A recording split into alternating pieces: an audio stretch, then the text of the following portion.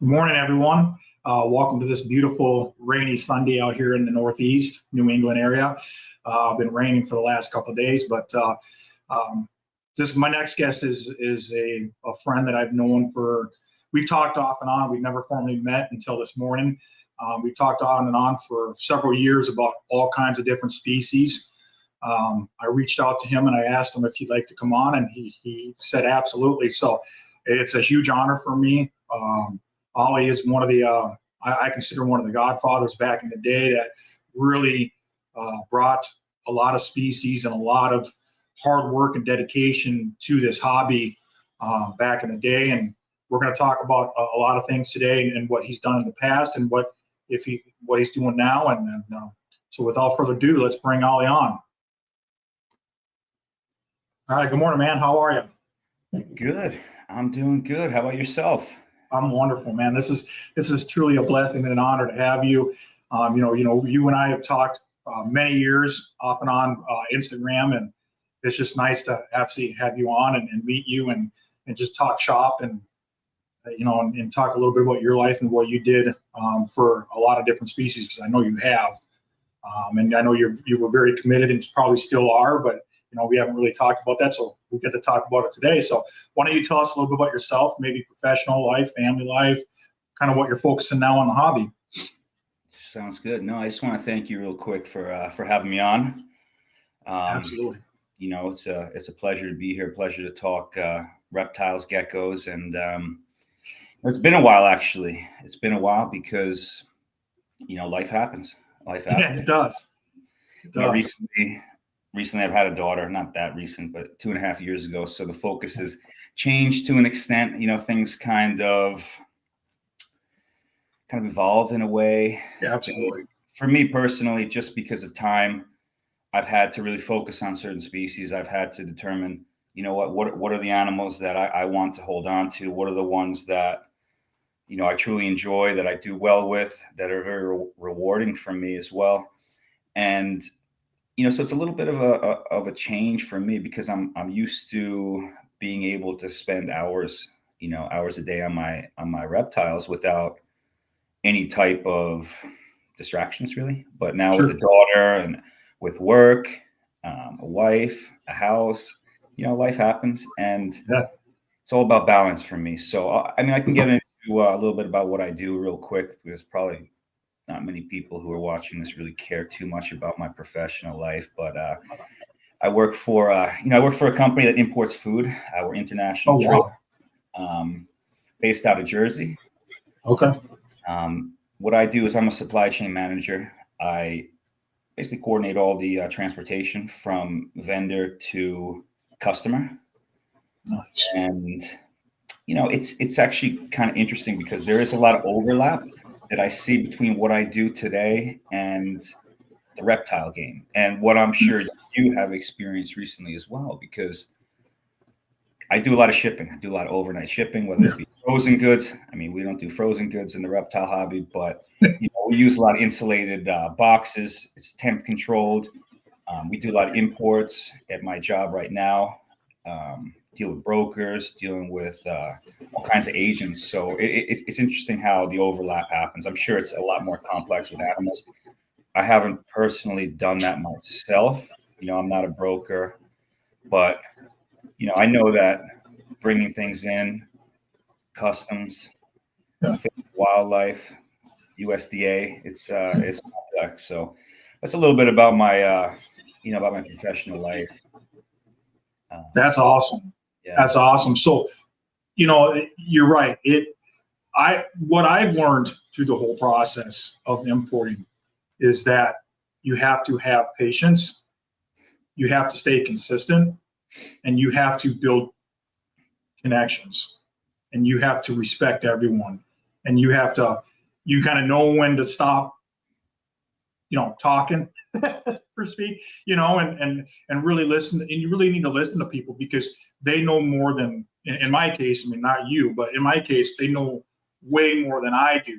So it's like, in my case, I surrounded myself with people that knew best, that I could trust, and that I knew that we're looking out for the animal's best interest and myself's best interest. And so I've now built a connection that are friends of, I consider close friends, and that I can rely on, and they can rely on me if they were to need anything as well. So, that's a little bit about what, but you're right. So that's really interesting. That's really cool that you do that. I'm sure that keeps you hopping and on your feet all the time. That's for sure. Yeah, it's stressful, but a lot of moving parts.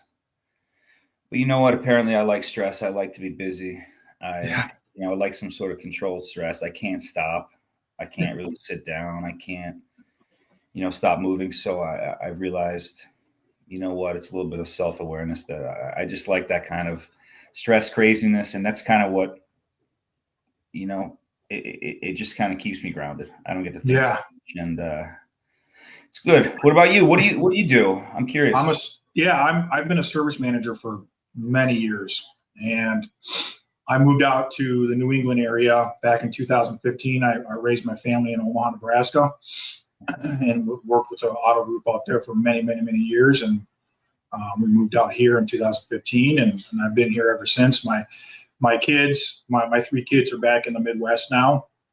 My son's an attorney for the SEC, and my middle one, she's going to pharmacy school, and my youngest is going to the University of Omaha and staying with their grandfolks. So, yeah, they're back in the Midwest, and I stayed out here, and it's great. So I had my son and his wife on the last episode. That was just fantastic. So I think a lot of people enjoyed it. I enjoyed it. The thing is, for me, it's like I'm doing this I want to create awareness. But I'm also doing it because I want to get my friends involved. I want to get my family involved. I want to have just real authentic conversations because, like you said, life happens, and I don't think people, when you get on Facebook and things like that, it looks like everybody's it's roses and sunshine and balloons, and there's a lot of hard work and dedication, a lot of pain and suffering that goes behind that. So I felt like I had an obligation to, once I brought the Noltenas in, I felt like I had an obligation to share my story and everybody else and other people's story, and just talk about real life awesomeness and struggles, because it is a challenge, and it affects everyone. It affects everybody's families or whoever you're living with, your partners, your kids. It has an effect on everyone when you're in a hobby like this. So that's kind of why I did that. So, but yeah, so tell us a little bit about what species you're working with now that you've had to kind of slow down things a little bit. Excuse me. Right now, I'm mainly focused on the Nephra species, the knobtails of Australia. I just moved again for the second time in a little bit over a year. And if you move with reptiles, it's probably one of the most stressful things. Oh, absolutely. Just moving in general is stressful, but, so I stuck mainly with the rack species and the ones that I really enjoy. I've always had a fascination with the Australian knobtails. I've always done relatively well with the knobtails as well, which is, of course, rewarding. So right now I got some Nephris asper, which I'm really enjoying. In the past, I really focus on amii and the Levis complex and Wheeleri and some of the others. But right now I'm asper. I have amii. I have some Levis. I have some Levis occidentalis, Levis bilbarensis, some of the albino forms, the patternless, and the just a straight up albino as well in the combination. Yeah. And so vertebralis still I have some, but like I said earlier, I did cut down significantly on the volume, on the actual number of geckos that I had, and that's just to accommodate life. I still have quite a few animals, 60, 70 animals, something like that. Oh wow. Nothing crazy where that's crazy when life's happening. But it's for me right now, it's manageable. It's manageable. Yeah. And compared to I guess the numbers that I did at one point have, which weren't, I guess, crazy. I mean, I see certain people out there with like literally hundreds and hundreds, maybe even thousands plus of animals. And like, I respect that because I know how much work goes into it Absolutely.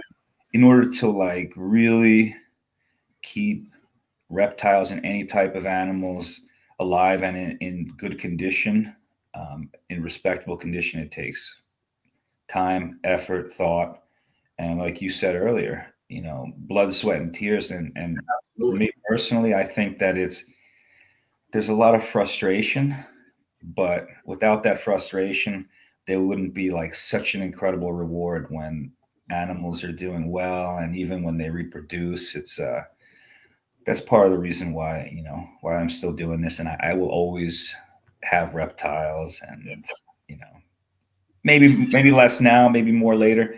Yeah, but, that's where I'm at. I mean, I got a Leachianus too, just for fun, just to have this large gecko around. I got a crested gecko too. It's nothing wrong with that. Hey, also have a couple leopard geckos just because they're just so calm. And I guess we'll get into this a little bit later, but with my daughter, she already loves geckos. So, that's awesome. Yeah, that's awesome. Even at a young age. So that's where I'm at now. But who knows what the future will bring?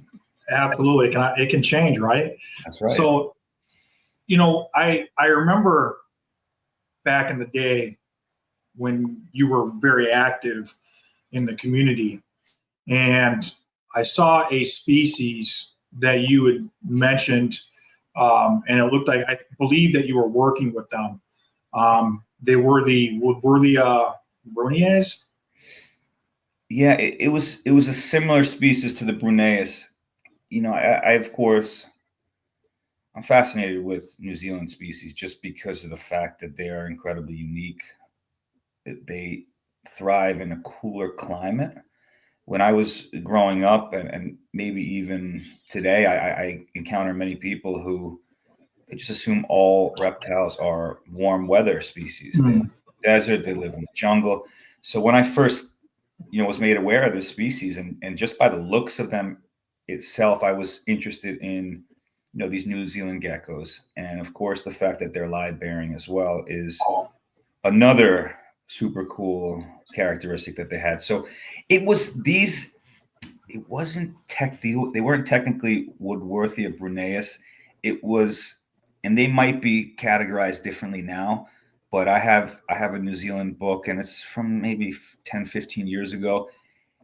I don't want to say it was an unclassified species, but what it said in the book was it was Bruneius species number 4. So It must have been very similar to other Woodworthia, but not so prevalent.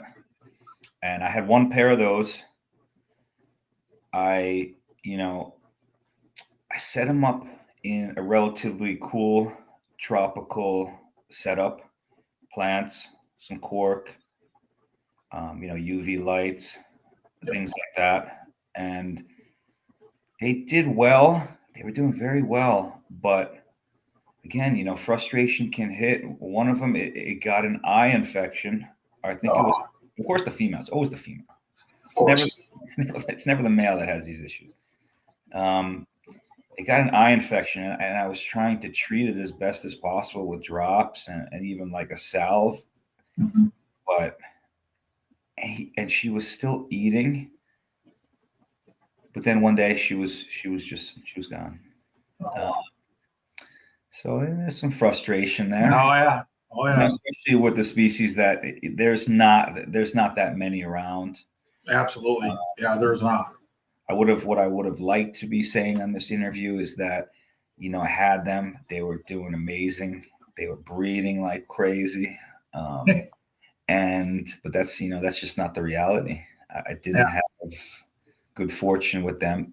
The male was great. The female was, aside from that eye infection, she was very healthy. She was fat. She had nice, reserves in her tail, behind her arms, things like that. But just one day, I guess maybe there was an infection that she just couldn't, I couldn't take care of. I couldn't treat it properly.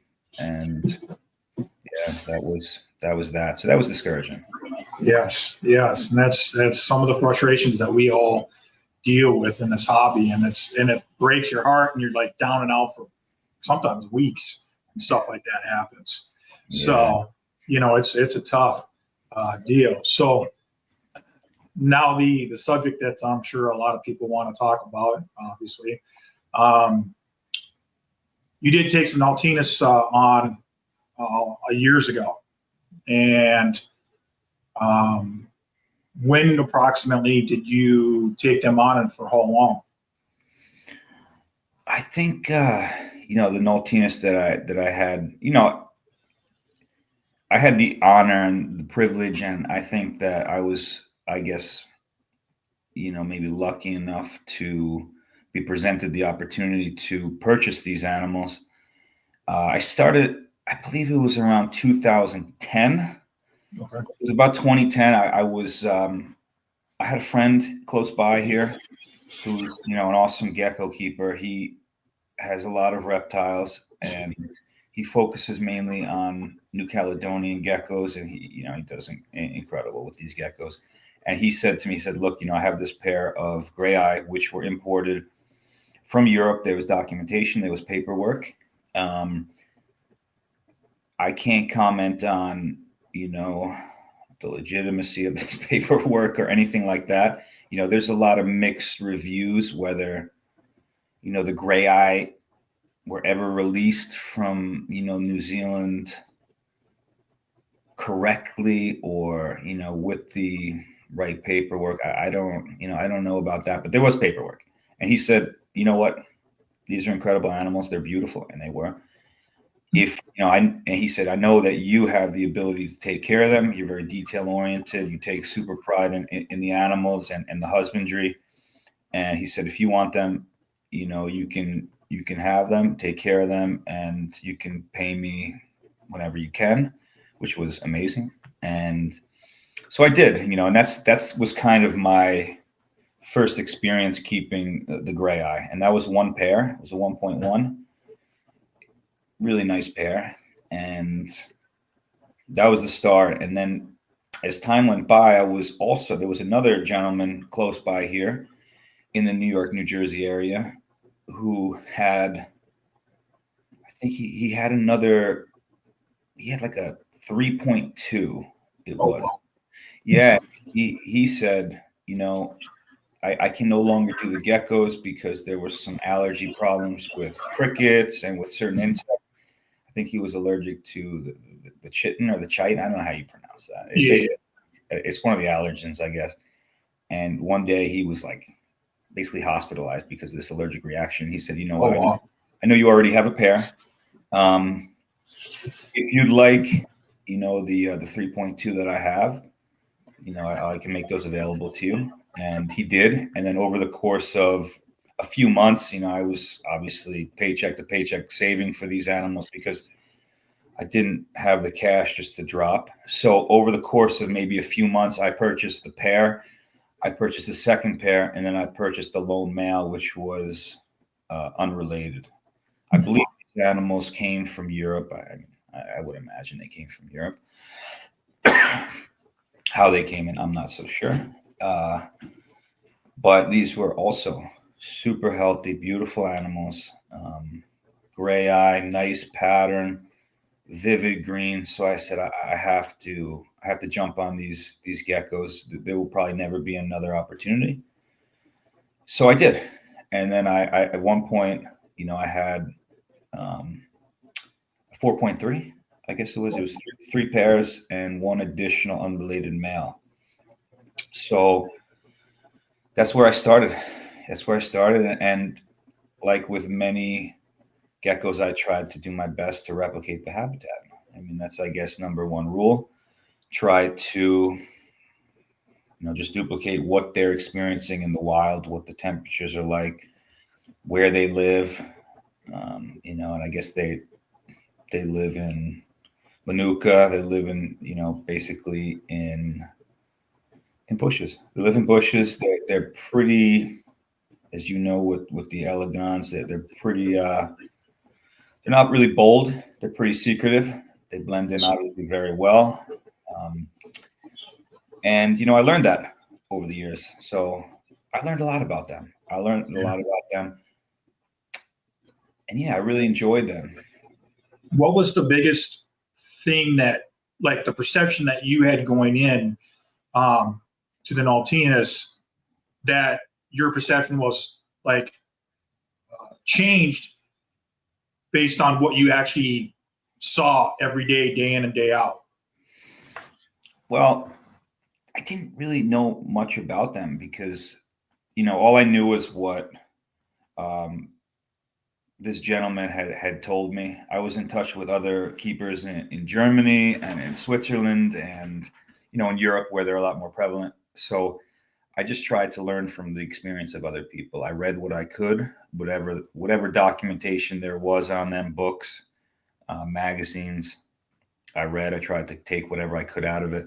So I thought that I knew that they were, reclusive. I knew that they were relatively sensitive and that they needed a little extra care. And what really attracted me to them, and this is the case, I think, for many people, is just their looks, just the way that these geckos look. I mean, it's just amazing how beautiful they are. They are fantastic. I think I had a very good idea of what they were like going into it. So there was no real surprises because, like I said, I did research them a lot prior to getting them, being able to care for them. So there were no real surprises. That's awesome. One thing you were talking about, like being reclusive and stuff like that, I've noticed with mine, I have a few that are reclusive. When I come in the room, they'll go back into the bush or go back into hiding. And then I have a couple that are like out and about, don't care that I'm in the room, and will come to the front door and, or come off the bush that's closest to the door. So it's very interesting that, that you say that. So, but yeah, they are a reclusive species. What I've noticed is, like, at first, when I first got them, and still now, is that when you'll come in a room and they'll be hiding in the bush, and I'll see them just lift up their head and watch me in the bush. And then as soon as they know that I'm not a threat, they'll sink back down in there. You might just see their eyeball, or they'll sink back completely into it. It's the most amazing thing that I ever saw. I saw the first time when I first got them, and I was like, that is probably one of the coolest things I've ever seen in my life. Because it was just like, what? It's just amazing. They are. There's nothing that I've ever kept as anything remotely close. And like you said, they do require, in my opinion, and I don't know about you, and you can respond, but I believe they require quite a bit of more care and more inspections than some of the other species that I've worked with in the past. Mm-hmm, mm-hmm. Yeah, like in regard to the reclusiveness, I did notice a lot of the times they would just sit in the brush and they would think they were camouflaged, and of course I could see them. They were right there. Some would hang out on cork in the middle of just kind of basking. Mm-hmm. So it wasn't as if they didn't necessarily run away when I came there. I think they just were under the impression that they were camouflaged and maybe I couldn't see them or what it was. But they were pretty presentable. Yeah. I did like it, because there are certain species which I've had in the past, which you come in the room, they're gone. Yeah. And of course, that's not, for me personally, the most ideal of situations. I like observing these guys as part of it. But so how did you initially set up your enclosures? Why don't you talk about that and maybe how it kind of evolved as time went on?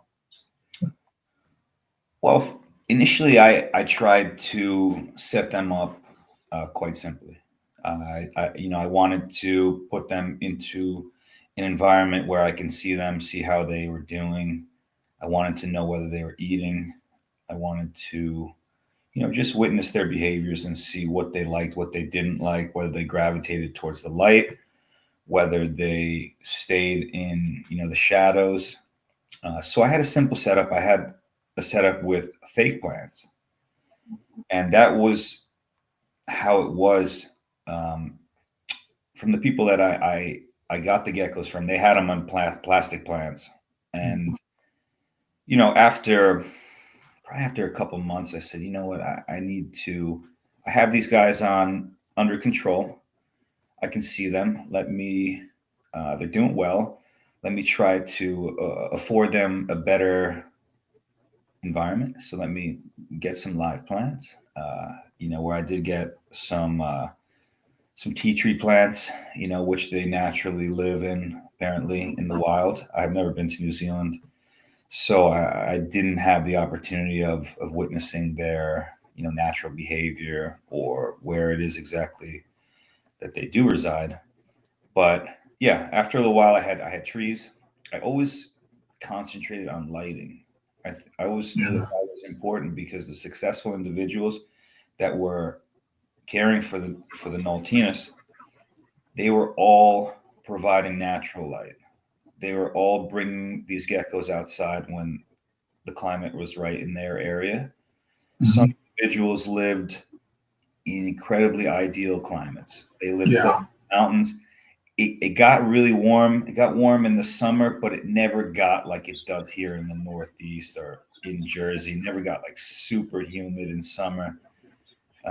Because here, I'm not sure. I never had the balls to put them outside in the summer. I just was worried that it would be too warm. Maybe I was wrong. Maybe they would have been just fine. But I always concentrate on lighting, whether that be artificial or natural. I had, the typical, Arcadia bulbs with UV. I used other bulbs, high pressure sodiums, metal halides, things like that, thinking that type of UV light would be beneficial. I was worried because, I wanted to bring them fully outside, but, I was always very cautious, because I didn't want any animals to get to them, or I didn't want anyone to steal them. This is Jersey. It's a pretty populous area. So I was relatively cautious. What I did was I had one area, and basically had like very big windows, which were able to be open, and the sun would come in. It was facing south, and I would put them in the windows where they actually got pretty decent unfiltered light.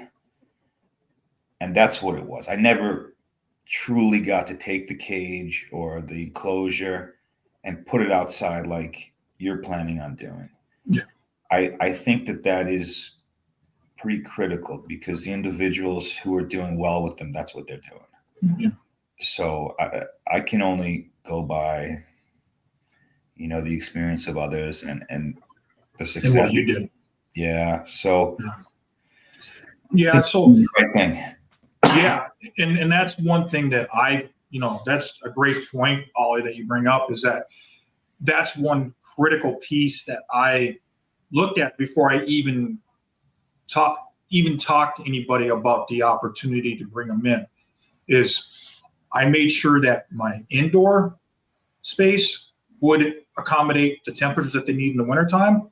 And I made sure that on my deck, that I could get them the correct amount of sunlight, not too much, provide shade in the afternoon. I could move the raised bed garden with the enclosures on it around, so they could maximize the sun, and then get some shade in the afternoon.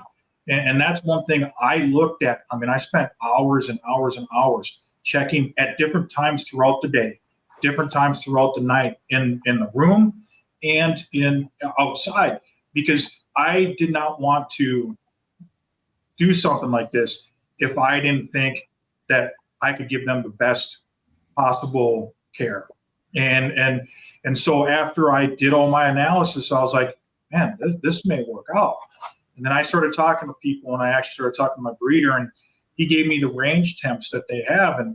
And honestly, it gets pretty hot out there, but if you have plenty of temperature gradients throughout the enclosure, and the enclosure is big enough, and you have plenty of shade and plenty of cork bark and plenty of sphagnum moss that's moist consistently all the time, and you mist more, they are perfectly happy because they are having the ability to get that natural sunlight. And like you said, there is nothing better. And they have, it is a critical piece in order to care for these guys. Mm-hmm. Yeah, no, of course. Like most geckos and reptiles in general, the whole thermoregulation is important. I mean, it's a cold-blooded animal, and I think it's awesome that you did so much research and found out that you could provide them with pretty accurate, a climate pretty accurate to where they come from in New Zealand. And of course, it's important to provide them with areas where they can go into the shade. If they want to bask, they can. If they want to, go into and burrow into the sphagnum moss, they can. That will, of course, enable them to cool off if need be. So I think it's great. You also have some skills with building as well. You showed me some pictures of your enclosures, and I'm not that handy myself, but I'm not either, my friend. Really? Well, it looks like you did pretty well. I mean, thank you. Yeah, no, it looks like you built some really nice enclosures, which. What I did is I got on the New Zealand Facebook page, and I just looked at all the pictures on how they're doing, and read and researched. And the biggest thing that I learned was you got to have enough deepness for the plants to push up and bush out. They got to have space. Potted plants, they'll work. I mean, they do. I mean, I have my own struggles with the pot plants, but if you give them a deep enough space and enough room to grow, that they will fill that enclosure up with what it needs, so they have that security, and they have that space for them. And so I just literally designed something based on what they were doing over there, but kind of threw my own tweaks in. I raised it up quite a bit more just to protect them a little bit more. I put casters on it so I can move it around the whole deck so they can maximize. And then I also did a lot of research on the actual mesh that they use over there. Mm-hmm. And I got the two meshes. I got the size 8 mesh and the size 16 mesh. And the size 8 mesh is quite a bit thicker, but the visibility is not as strong, and cats can still get in there with their nails. Now, the 16 provides great visibility and great protection for them to keep anything away from them. Now, I'll have cameras all over this thing outside. So the minute something, I'm on it like static cling. You know what I mean? So, for a protection for obviously for any inhabitants coming in, and for safety, for my own safety and for their safety, So, but yeah, and I only live a couple miles away, probably a few miles away from the ocean. And I'll tell you, it does get, that ocean breeze is real, guys. And I don't know how far you are from the ocean from where you live, but it's a real thing.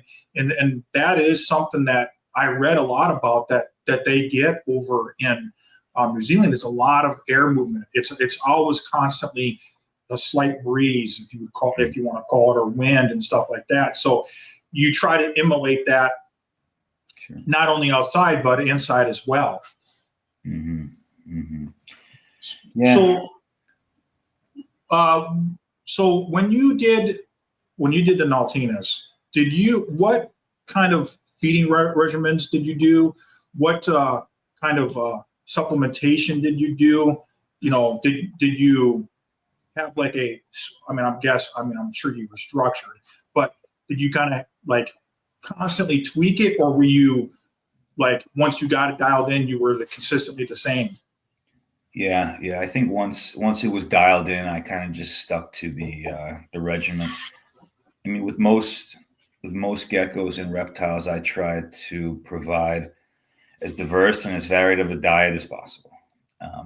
Some individuals like certain feeders more than others, and I really tried to diversify, and that means I used, or I fed with crickets, of course. I fed with blue or green bottle flies. I was Yes. purchasing a lot of those larvae so that they would, pupate and turn into flies. And they were big flies, as you know. And it was important, I think, because suddenly these geckos, they were suddenly pretty quick. They Yeah. Yeah, to Yeah. get those flies. At first, I said, they're never going to catch these flies. They're pretty slow moving, pretty relaxed in nature, but they were quick. They were quick enough. They would get the flies, and I saw them eat the flies. I tongue fed them as well. Uh, I gave them waxworms on occasion. I provided them with hornworms. They liked hornworms. Oh, really? Yeah, yeah, no, of course. They like silkworms too. They were pretty opportunistic. They like basically everything that I gave them. I fed them with roaches, the ones that were pupating, the white ones. Yeah. Yep. I didn't give them like the hard shell roaches. Sometimes I get a little bit worried about that. Yeah. Did the same, like the white, freshly molted superworms. Okay. They pretty much ate everything. I let the waxworms pupate and turn into moths. They really like the moths. They love those, don't they? They like how they move, and they just go crazy for them. So I tried to stick with those. They even ate some silk moths, and yeah, I mean, I fed them like those butterworms occasionally too, just whatever I can get my hands on. It was always important for me to keep a staple diet of, I guess, crickets. I know you're not so big on crickets because they're a pain in the ass. They really are. They are. They jump all over the place. They get out. They do. They are annoying. They make noise. They smell bad at times. Yeah. If kept properly, they shouldn't. But I was always big into gut loading them. I think that was important. I always tried to present or provide the crickets with proper greens, proper hydration, so that they were plump. They were plump. They were fat. They had a big belly, and Nutritious.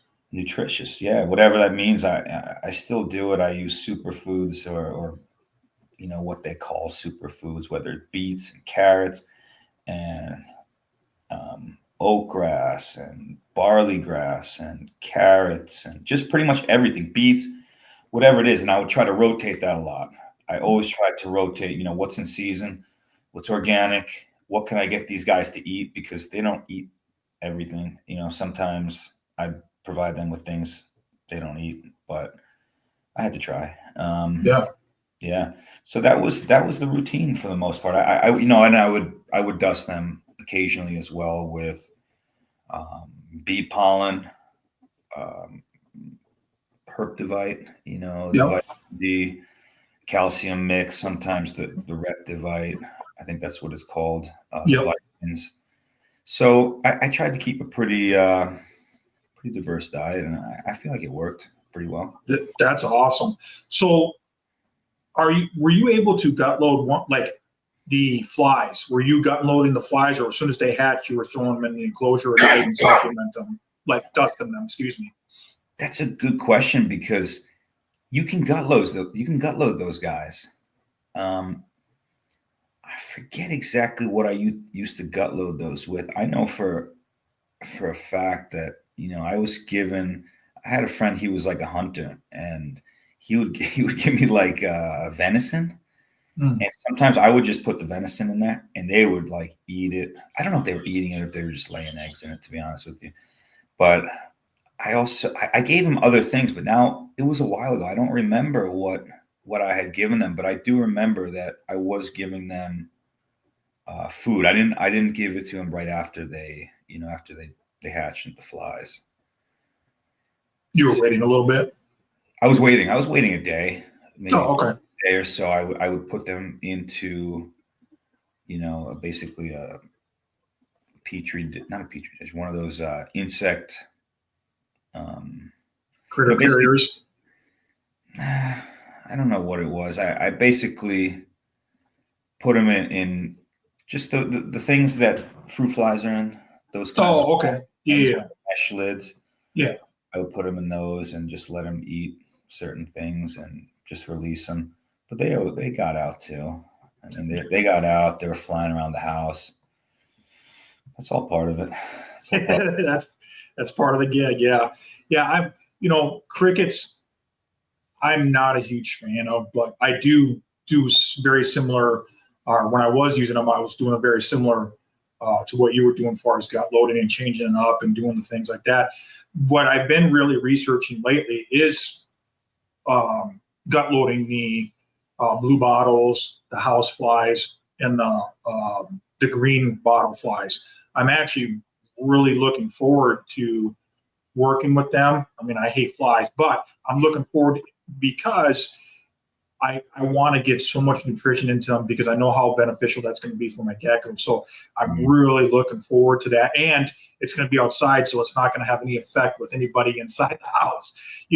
I've also done the same thing with not superworms, waxworms, where I've let them get into moths. And you're absolutely right; they go crazy for those. And I do black soldier fly larvae, and I let them hatch, and I'll throw those in, and they go nuts for them. And you're right, for how slow that they are, seems like naturally they will creep right up on that thing, and it'll go faster than anything. A lot of geckos I've ever seen grab something. It's crazy. Yeah, they can. I guess they evolved to be like that. They kind of. I noticed they sat tight. They're like real silent, real quiet. But once a fly came close by, it was done. I also did feed some diet, different diets, fruit diets, things of that. Okay. Like the Rapashi and the Pangea? Some of it was the powdered diet. Sometimes I would, just create a mix of certain fruits and then supplement some sort of nutritious ingredient in there, whether it be bee pollen or, dried vegetables or fruits, just to keep the nutrition there. They did like that. I did feed them Manuka honey as well. Yep. I don't really know why, because it was recommended to me just to kind of dilute it a little bit. And, you get that, you get those ones with the high, I think it's UFC, not UFC, yeah, something like that. The Manuka factor, UMF, I think it is actually. And it's an antibacterial substance. I don't think that they're going up to beehives in nature and licking. I don't think they have that kind of courage, but it was recommended. I did it once in a while just to vary things up. And but they ate everything. They loved the fruit. I'd witnessed them eating the fruit. They weren't very selective, which is of course really nice. Yeah. And the hornworms and the silkworms, how big were you getting? Because those things can get rather large. No, they definitely get large. I would, maybe an inch. Okay. For the gray eye, maybe an inch and a quarter, something like that. Yeah. Not too big, but they ate them, no problem. And that's a big, nutritious meal. I would imagine a lot of water, a lot of moisture in them. So I think that was probably beneficial. So when the fall came around and lighting's starting to change and the temps are starting to change, did you actively cool your geckos, and how so? I did. I was told it was like incredibly important. I was told it was very important to let them get like almost dangerously cold. And these were stressful times because I was told that they would be okay. But, as somebody who keeps these types of geckos and, really valued them and really wanted to take care of them accurately, I let them get cold. I let them get to like 4 or 5 degrees Celsius, like pretty much just above freezing. I did that by putting them in. I had either one time I had an attic and then I had a basement as well. And I would just kind of regulate before the time came. I would keep it open and go in there regularly. Just use the heat gun, use a thermostat just to make sure like it didn't get too. and I would just crack the window a little bit more, a little bit less, depending, and feed them a little bit with those temperatures, and they actually ate sometimes. Surprisingly, I don't know if it was dangerous. I was told it wasn't, because I think it's sometimes, reptiles, when they eat and it's too cold, they don't really have the opportunity to digest those things. Their metabolism slows down, and I guess the food could potentially go bad within their system. Mm.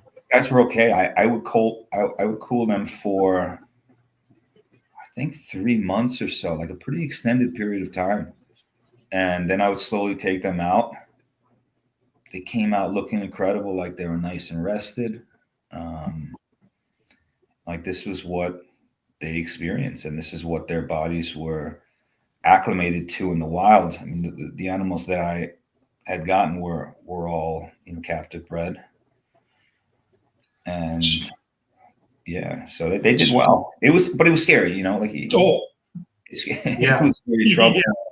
I went in there all the time, every day, many times, and checked on to make sure they were okay. And I would like gun their body with temp gun to make sure that and sometimes they were really, really cold, which it scared me, but it was impressive. And I got used to it, I guess, after a couple seasons. Yeah, a couple seasons, yeah. So what was the day temp for you during that 3-month period? Where were you was it raising some, and how long or how much, and was it fluctuating for you? Or yeah, I try. I mean, naturally there's fluctuation in temperatures. Some nights are colder than others, and it just it kind of went with the local climate. I mean, I had the ability to open and close the windows, but regardless, if there were warmer days, it didn't matter if the windows were very open or very closed. It would get up in the 40s. It would go down at nights into the single digits, and I just kept it as natural as possible. Wow, that's amazing. That's incredible. So you bring them out, you start warming them up slowly, and then you start feeding more and more. Mm-hmm. Were you able to ever witness breeding behavior, or did you reproduce any with the group that you had? I did witness breeding behavior. I kept the pairs together. They basically, were kept together. I didn't like flip flop them. I didn't put different males or different females in other enclosures. They were all used to each other. I had some breeding successes. I had times where, there was offspring, but the offspring, it just did not take. They didn't take well. They didn't start feeding, and they died, which was, of course, devastating. I had certain individuals, give birth. The offspring was great. They lived. They got larger. I didn't have like incredible success. It wasn't regular. It wasn't as if these geckos produced 1 or 2 individuals every year consecutively. That wasn't my experience. But they bred. They did produce, not as much as I would have liked, but they all produced. They all did relatively well. That's amazing. So did you take the offspring out of the enclosure as soon as you saw them? I did. I took them out. I put them in a smaller enclosure, a relatively simple enclosure, so that if I did put, some flies in, that they didn't just get lost in the enclosure. And they, like any other gecko, they slowly started to eat and do well. But I did have a couple times where, the offspring did not thrive, and they ended up dying, which was devastating. Yeah, definitely devastating. Yeah, that's a tough one. So but I didn't have many. I'm not saying like I was cranking these things out. It was very, very far from that. Yeah. Well, and it is a live bearing species, and like you said earlier, it wasn't like every year that they were reproducing. So these are not for me, they were never a gecko that I wanted for a monetary value, because quite frankly, I will probably never sell any of them. If if I'm blessed with the opportunity to have any babies, I there's no way that I will ever sell them, just because they are that precious to me. However, they're not a monetary value gecko because they are not a mass producing gecko, and it's all on how you cool them, and it's on how you raise them, and how you get them the nutrition and give them the space that they need to thrive. And I think you would agree with that. Yeah, I would agree with that. I never necessarily get into a gecko species because of the monetary portion of that. Right. Of course, I of course sell geckos. Most of that is to support the expense of the hobby.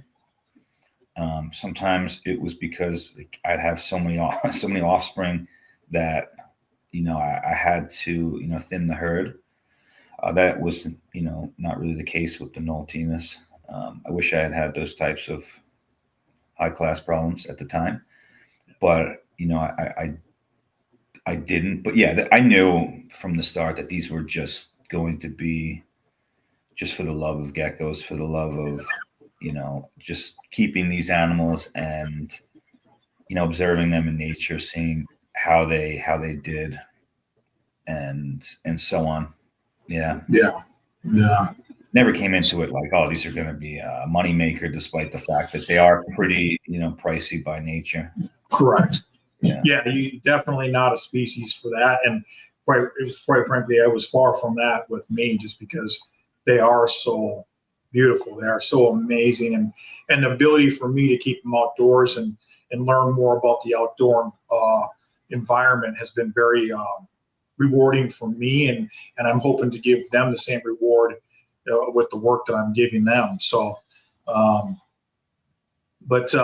what do you have any goals for yourself, let's say in the next 3 to 5 years, for the hobby, for yourself personally? Yeah, I do. I would like to continue with the Nephris, especially the Asper, just because those were a species that I always wanted. The first time I saw an Asper, I was like, oh my God, that gecko is out of control. It's amazing. These were pitch black, and they just fascinated me. The same went for the Amii, but the Asper were like a little bit more, and they were always a little bit, there was always some sort of a mystery surrounding them. So when I did, have the ability to,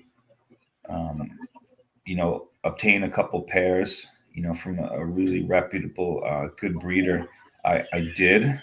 And these are like incredible animals. They're super healthy. They produce very well. They, they just do, they breed, they do well, they eat like crazy. So that's one of the species that I want to hold on to from the Nephris. I still do have other Nephris species. A lot of them are, they're aging animals, which, I will keep those, and they will live their days out here in good conditions. Yes. But I would like to get back into the Noltemus just for the love of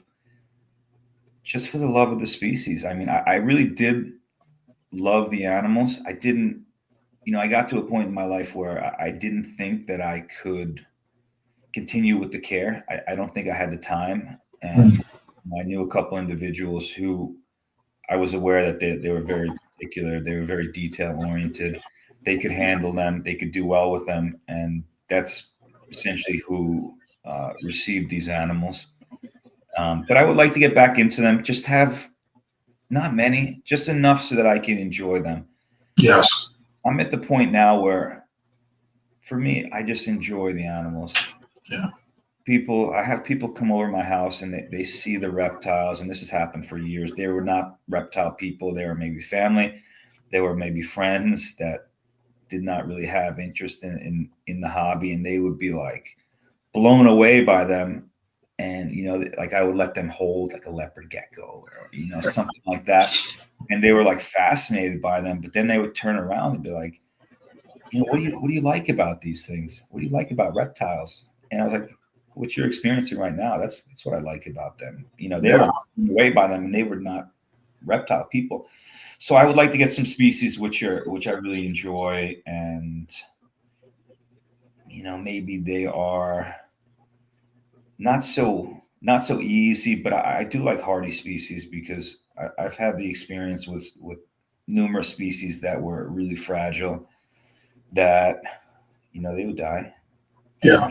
And, maybe they were not the most reasonably priced species, and I don't like that. I don't want to. I've had like the Parodura Masobe. Me too. And they were like, those are maybe one of the most beautiful geckos I've ever. Absolutely. And I had them, and this was again a situation where female had died in my care. She was eating. She was perfect, captive bred, perfect animal, plump. And one day I just came in there. She was sitting on the bottom of the enclosure. I looked at her. I was like, wow, that's not normal behavior, because they were always in, their, arboreal. She was always in, higher on, whether on work or in some bush. I came close. She dropped her tail. I didn't touch her. I just looked at her, and I knew right away. I said, she's not going to make it, and she didn't. So focus on some hardier geckos. I know the Maltines, they can be hardy if taken care of properly. They can be a hardy animal. Yeah. So I like them. I do want to get those banded asper. Those are incredible. They're incredible. Yeah, I don't know if that's going to be a reality now with the whole Australian ban. Yeah. Going on the CITES thing. Yeah. Yeah. I mean, I even like chameleons. I do too. Some of the more common chameleons, like the panther chameleons, just the coloration, and I find that very, very appealing. I like it. Tongue comes out, they get the prey. It's super cool. Yeah, just animals like that. That's awesome. They don't have to be rare in nature. They don't have to be anything. It just so happens that my curiosity is typically focused on animals that are expensive. I don't know why. I know that. Yeah. I mean, I really, you said chameleons. I really dig the smaller chameleons from Tanzania.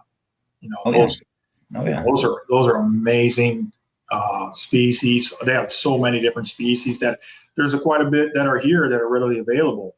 That are very, very interesting species. So that would be something cool.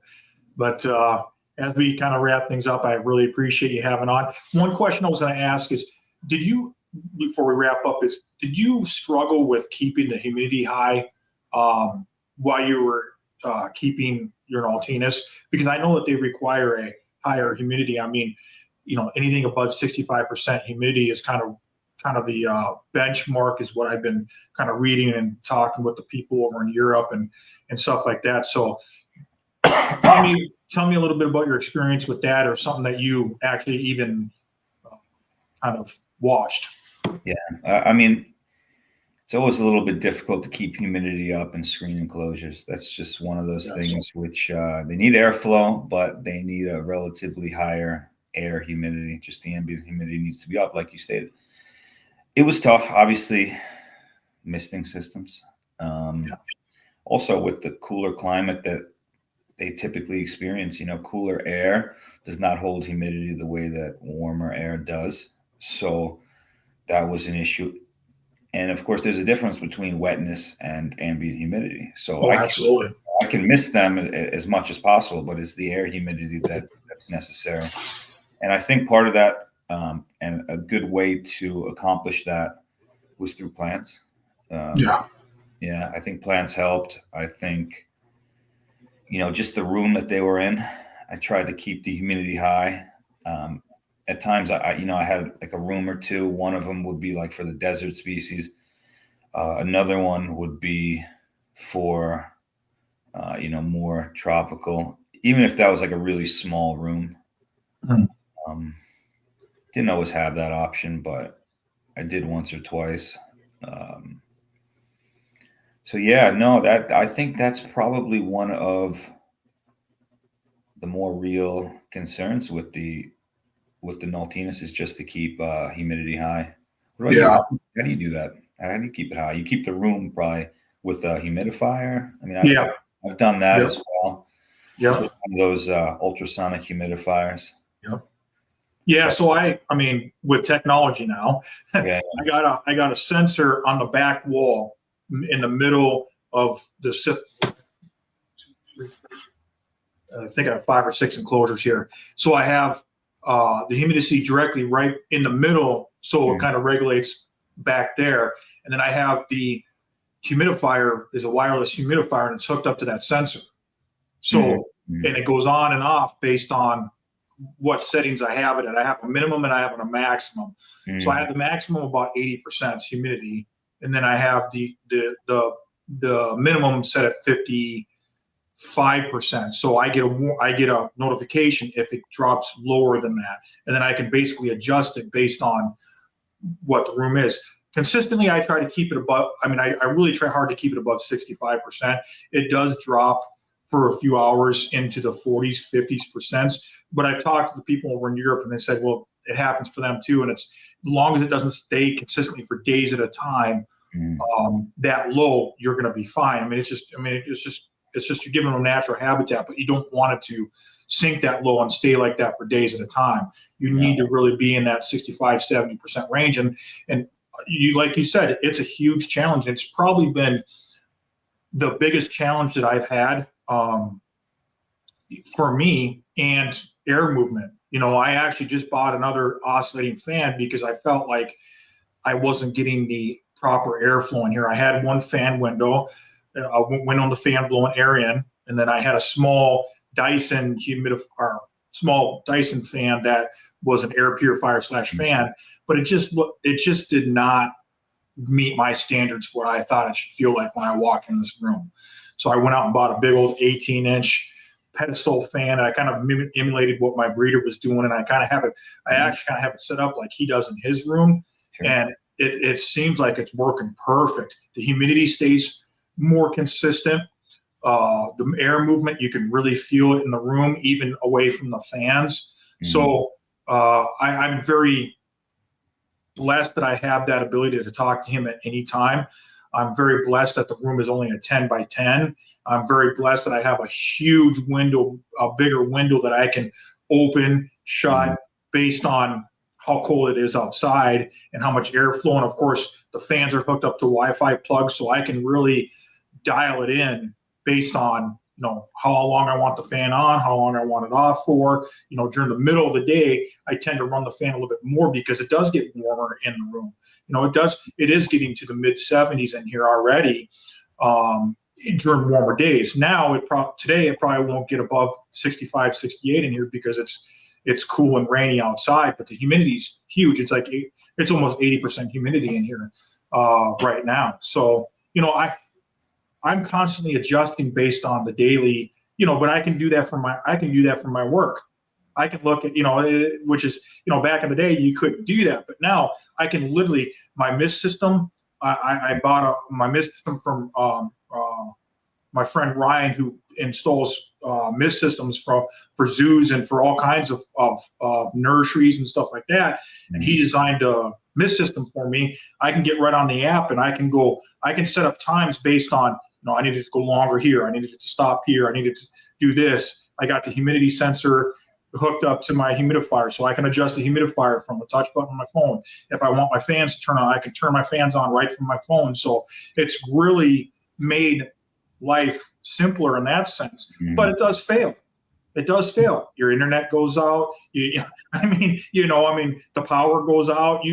There's still all kinds of challenges, even though it's a lot easier to set up. But I feel like that has really helped me at least get a baseline for my environment here. And then I'm constantly tweaking based on my environment to match the Naltinus. So, but I enjoy that. That gets me pumped. That gets me energized. You know what I mean? To be able to give them the care that they deserve, by whether I'm watching and checking things out and misting the sphagnum moss while I'm feeding, or playing with the different parameters with the abs based on, and you can see it. I mean, they all bask about midday underneath the heat lamps, and then they'll start getting in the bushes after they've got it, and then they'll come out, and then I'll throw food in there, and then you'll see them actively hunt, and then or I'll put the mixed Pangea or the Rapashi in there, and they will never eat that in front of me. They will. I have to leave the room, but then I'll sneak in and I'll see one eating it, and it's like, all right, yes, and I'll mix that with bee pollen. I'll mix that with manuka honey every once in a while. I'd probably say once a month. I don't, because there's a fine line, right? And same with waxworms. I feed them probably one as a treat every couple of weeks, every few weeks, just because I don't want them to get used to those, because they love them, and then they'll stop eating everything else. So even though they're inside, I've really tried to give them a variety, and I'm looking forward to even more offering variety just with talking with you, Ollie. And I appreciate everything you told me, because it's like, you got my head spinning. You got me. All right, Ollie tried this. Maybe I need to try that, and try it with my own stuff. Now, well, it works or not, we'll see. But you know what? That's part of this passion, and part of this understanding and learning that I just love about them. And really, this has been the first species that, for me personally, that I've just like gone full deep in and just want to learn. And I don't want to ever people ever think that I'm arrogant, or just because I have an expensive species and a rare species that I know more than anybody else. Because folks, I don't. I know very minuscule compared to a lot of people out in Europe. But you know what? What I love about it is I get to learn every day based on watching my animals and seeing how they interact in their enclosures. And you and I talked off camera. That's one thing that my breeder got real bent out of shape, was not bent out of shape. He never gets bent out of shape, but he was like, Jonathan, you got to get your plants more full in that enclosure. That's why, because I started noticing everybody was starting to get on the screen and walk around on the screen. I'm like, I've never seen this before. And he's like, yeah, because your plants are not full enough. So I ordered a whole bunch of plants, and they're coming in this week, and I'm going to fill those enclosures filled with live New Zealand native plants. And that's what I'm going to do, because I want to give them the exact environment that they deserve. So yeah, so that, but that's what I love about this hobby, and it's whether with any species is if you really have the passion and you really put the monetary side apart, because really this is not money making. It really isn't, because you're still having to buy things and you're still having to spend money. And I've spent way more money than I ever thought I would. But you know what?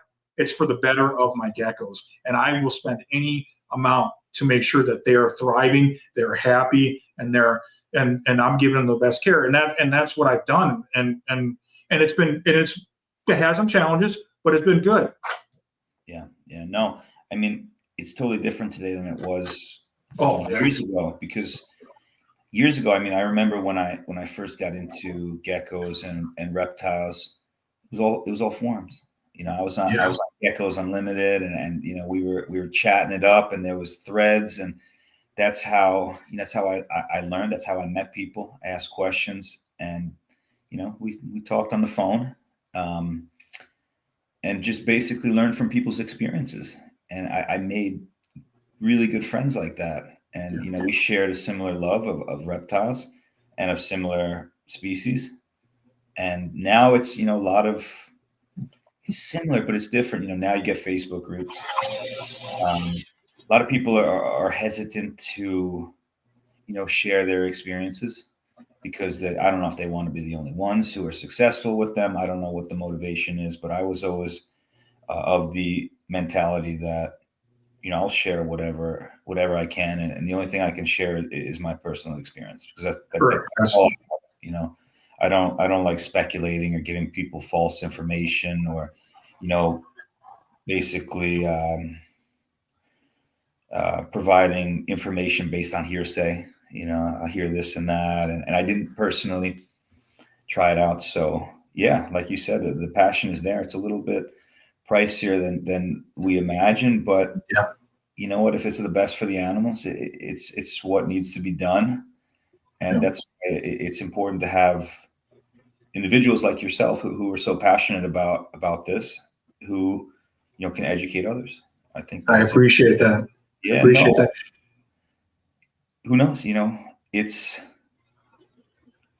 people be asking, people probably asking you right now, what's the way to do this? How do you do this? And you got the experience, so that's everything. Thank you. I've always, on this platform since I started it, I've always said I will always share my personal experiences or a personal opinion based on what I've seen.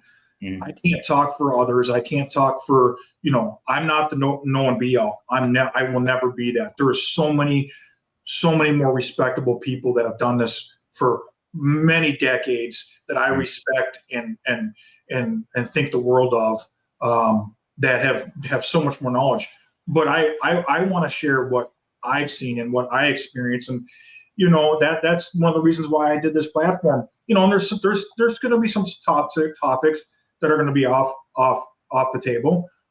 I really don't want to get into the importing. I don't really want to get, because it was a lot of work. It was, and I did everything by the book and more so.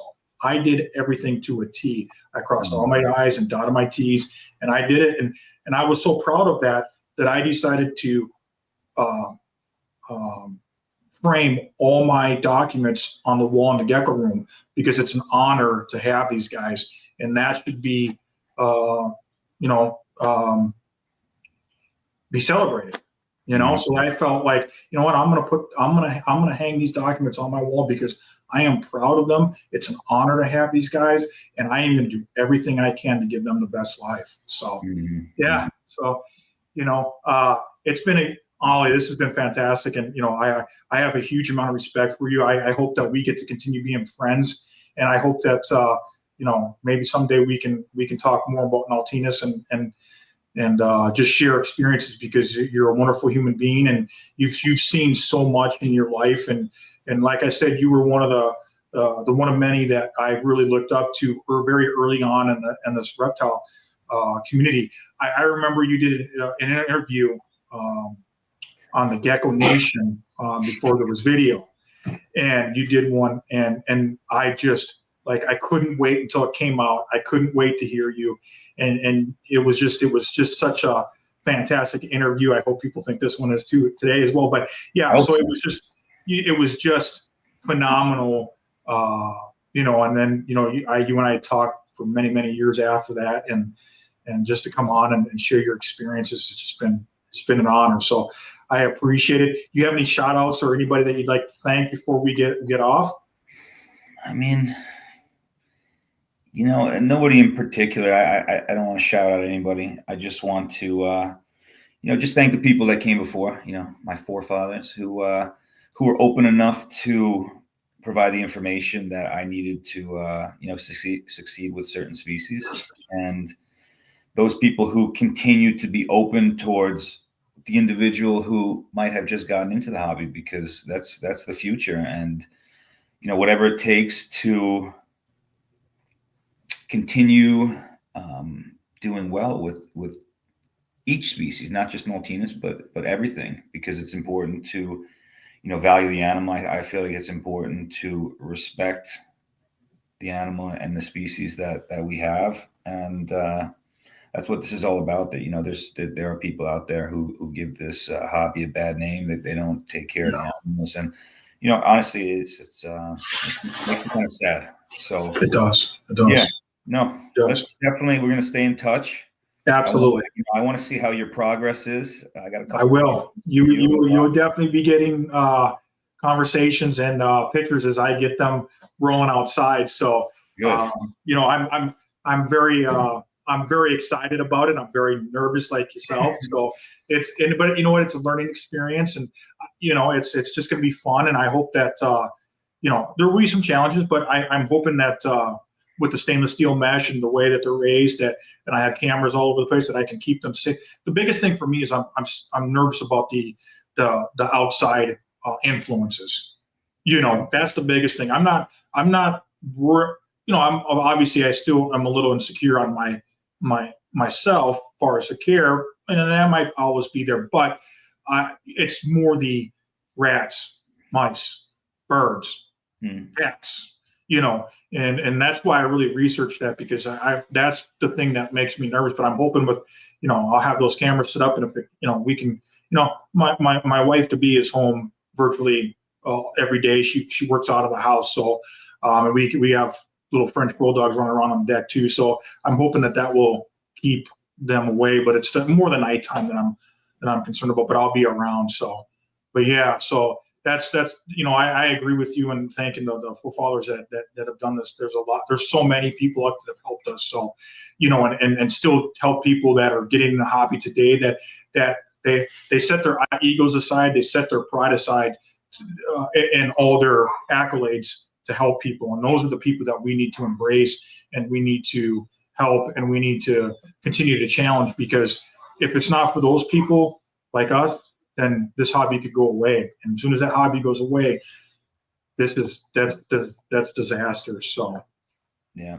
I don't want to think about that. I don't either. So, all right, brother. Well, thank you for coming on. We'll stay in touch. Thank you for today, and have a great day with your family, and we'll talk soon, buddy. Likewise. Thanks for everything. Thank you. You're welcome. Thank you. All right. That was Ollie. That was a fantastic conversation. He was wonderful. What an honor. What an honor to talk about what he's doing and what he's done in the past.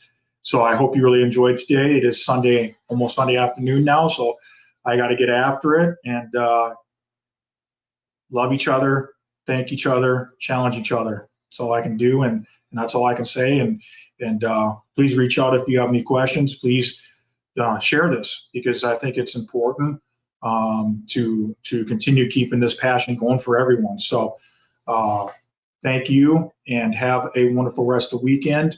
And I will hopefully have something for you guys next week. Still got something lined up, so we will be posting as soon as I have that locked in, and we're going to keep this party alive. So thank you very much, folks.